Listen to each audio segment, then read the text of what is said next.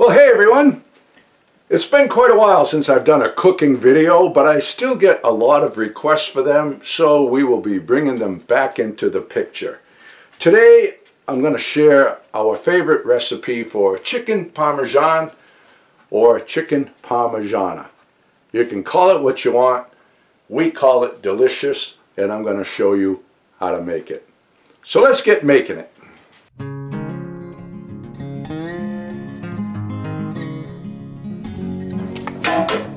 Okay, step one, preheat the oven, get it ready for baking. And then we're going to need some eggs. 2 eggs.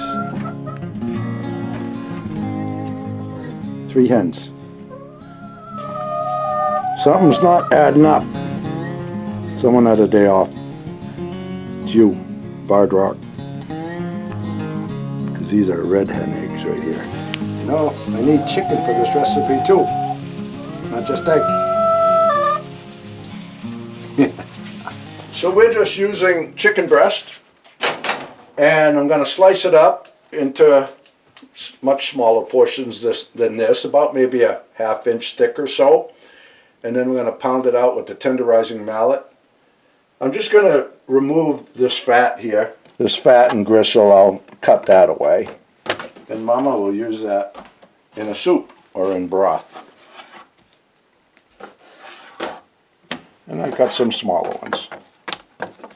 And I'm just going to pound them out. Not going to beat the snot out of them, but, you know, get them tenderized.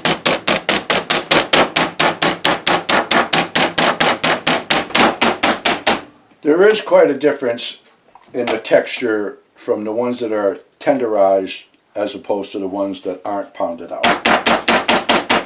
And it doesn't matter what side of the mallet you use. But if you don't have a tenderizing mallet, you can skip that. And it'll still be just fine.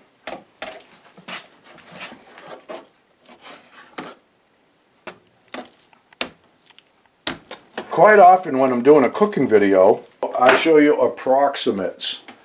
Like if I'm putting in garlic, I might show you 3 or 4 cloves of garlic, and that's what I use. But you're going to tweak the recipe anyway. If you don't like garlic, you're going to use less. And if you like a lot of garlic, you're going to use more. So I'm going to show you approximates. Like with this video, we're making a huge portion here because the oven's hot. We're going to fill that oven with food. That way we have a lot of leftovers, and we're going to break some portions down and put it in the freezer for later on. And this stuff, the second day tastes better than the first, and the third day tastes better than the second. So I'm going to show you what we're making here today, but some people might ask, well, how much chicken should I use? If you're a single person, you're making a small entree, just use a small amount of chicken. I'm going to show you the basic principles of the recipe, and you can tweak it from there. So I have the chicken all cut up and pounded out, and yeah, that's a lot of chicken. But if I don't use it all, we're going to throw some in a marinade and make chicken teriyaki. But you can see the thickness of them here. They're pounded out, and they're about 1/4 inch thick when they're all done. So I have all different sizes, that way I can piece them in the pan like a puzzle.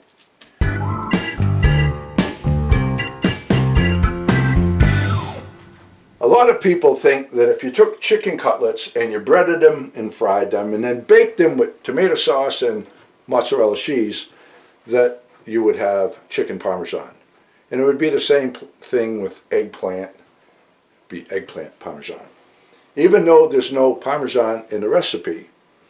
And I thought the same thing for a long time until we started putting the Parmesan cheese to the recipe like it's supposed to be.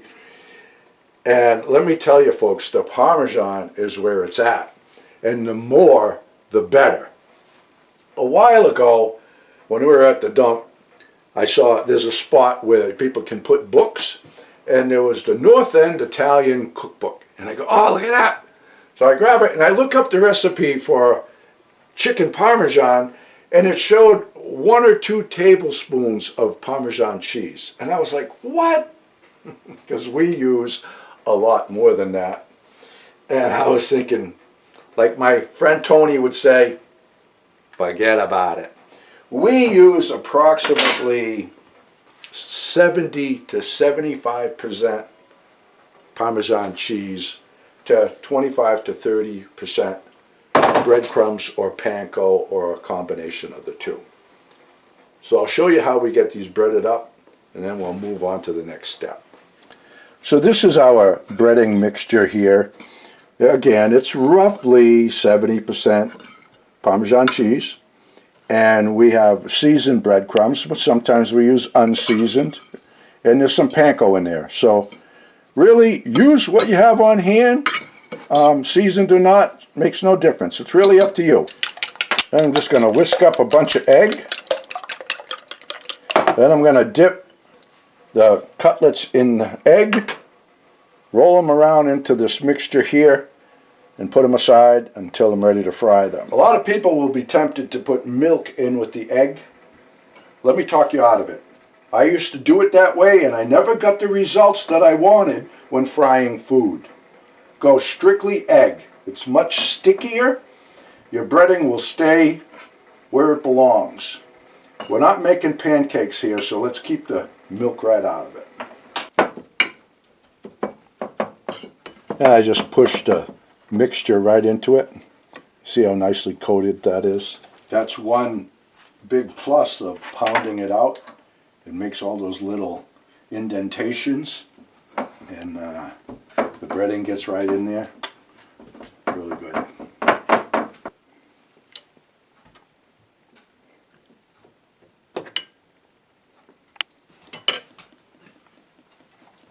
We just shallow fry these in oil, about a 1/4 inch or so in the pan. We use olive oil. Avocado oil is really good, but it's kind of hard to find. But use any type of oil that you prefer. We buy different types of olive oils.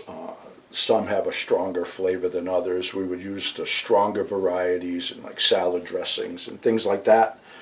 For this, we're using a milder one. It says right on it for baking and broiling and grilling, that sort of thing. I like to get it so the oil is just starting to smoke, like that there. That looks perfect. Like I said about having different size tenders, I can fit them in the pan better.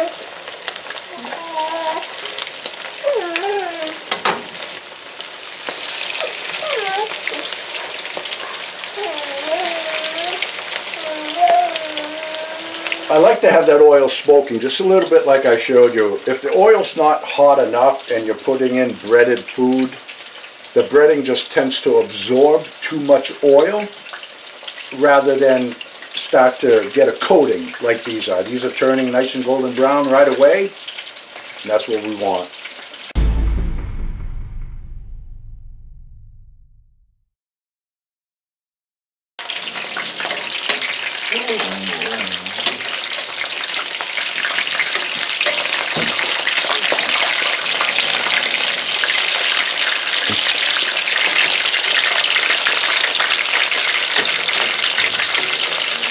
If this was just for like 1 or 2 people, one pan would work just fine. What I find is when you're cooking a lot of chicken like this and trying to get away with only one pan, there's a lot of these little breadcrumbs that'll fall into the oil and start burning. And if you try to cook too much chicken with only one pan's worth of oil, you're going to start having burnt breadcrumbs, and that's going to adjust the flavor and give you a flavor that you're not looking for. And you want to lay them out. Don't stack them up. Lay them out like that. When you're doing this for the first time, you might be fretting about the fact that you don't know if your chicken is cooked all the way through or not. Don't be worrying about that, because all of this is going back in the oven to get baked. Right now, this process here is to get the coating done, because you will learn that that browned up Parmesan cheese is where the flavor is at. So that's what we're shooting for in this process. So whether they're not entirely cooked, don't worry about it, because they will be by the time the entree is done. So I got my baking dish here, I got my mozzarella cheese, and I got my sauce. And this is just a mixture of our homemade spaghetti sauce with a little bit of Classico. For a store-bought sauce, Classico is pretty good. But use your favorite sauce. So I got the sauce, the cheese, and the pan. I start off just by putting a little bit of sauce at the bottom of the pan, but it's really not necessary to do that. I'm going to lay in the tenders like making a puzzle. Here we go. And we just slather them with sauce here.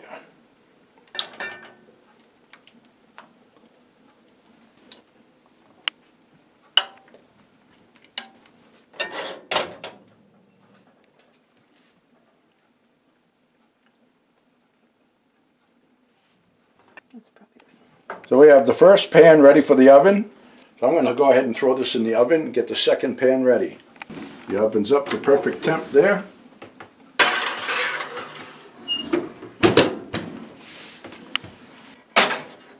We start over. Like I said, we cook a lot of food.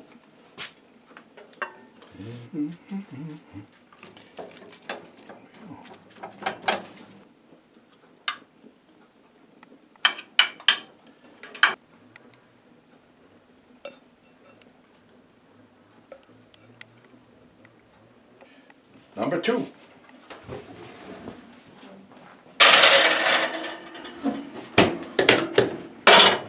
And number 3. Like I said, we make a lot of food. Well, the way that we do things around here, okay, we have one fire that's heating the house. It's heating water for dishes. And the oven's always hot, so it's baking.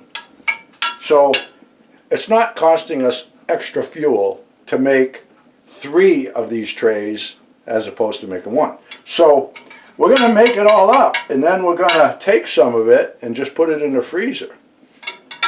And then we have our own frozen dinners, man.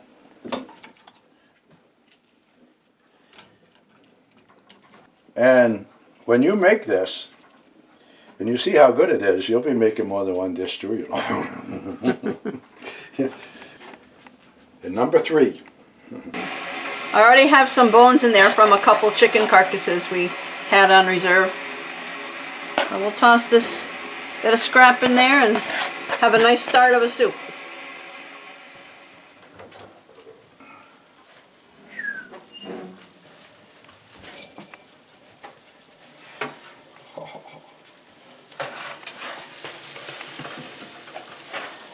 Look at that.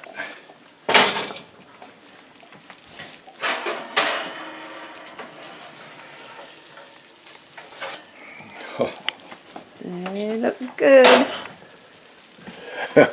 Yum. Yeah, look at those babies. That's a lot of food right there, but we got a lot of appetite.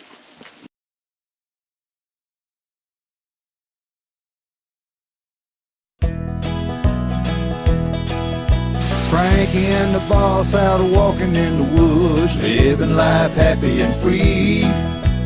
Tracks in the snow everywhere they go, there's a porky way up in that tree.